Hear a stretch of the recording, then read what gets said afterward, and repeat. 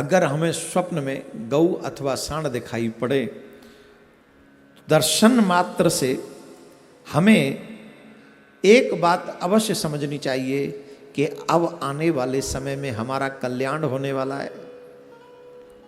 गौ माता का स्वप्न में आना या गौ की संतान का स्वप्न में आना, कईयों को बहुत स्वप्न दिखते और गाय के दिखते हैं कि हमें गाय स्वप्न में दिख रही है, तो उनको ये बात समझ लेनी चाहिए कि उनका जीवन अब कल्याण के मार्ग पर चल पड़ा है। अब उनका कल्याण ही होने वाला, उनका लाभ होने वाला है, उनकी व्याधि नष्ट होने वाली है।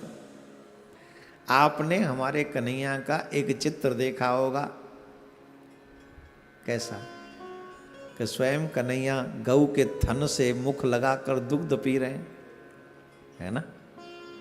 यहां उसी की चर्चा हो रही है कि अगर हमें कुछ ऐसा दिखे कि हम स्वप्न में गऊ के थन से दूध पी रहे हैं, उसका फल क्या है?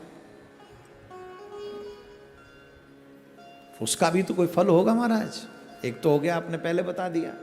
दूसरा, इसका फल क्या है कि हम सो रहे हैं, हम स्वप्न देख रहे हैं कि गौ माता हमारे पास खड़ी और हम सीधे गए और अपने मुख से गौ के थन को अपने मुख में लेकर दुग्ध पी रहे हैं। इसका क्या फल है महाराज? इसका फल भी बहुत ही श्रेष्ठ माना गया है। इसका फल जो है, माना गया है कि जो व्यक्ति ऐसे अपने मुख से दुग्ध पी रहा है डायरेक्ट गौ के थन से, इसका मतलब है कि तुम्हारे जीवन में भोजन इत्यादि से संबंधित जो भी समस्याएं थीं वो अब समाप्त हो जाएंगी। इसलिए इस स्वप्न को उचित और लाभदायक मानना चाहिए। तो अन्न धन इसलिए है क्योंकि अन्न के बिना हमारा प्राण नहीं है।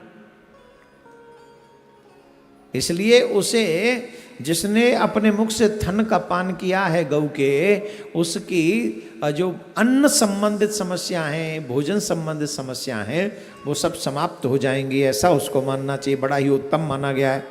आपने अगर देखा हो कि हम कभी बैल के ऊपर, जैसे शंकर भगवान सवारी कर रहे हैं, अगर वैसे ही हम भी स्वप्न में ऐसी सवारी करते हुए दिखें कि हम बैल के ऊपर सवारी कर रहे हैं, बैल के ऊपर सवारी कर रहे हैं, अगर ये स्वप्न हमको दिखाई दे तो ये बड़ा शुभ माना गया है।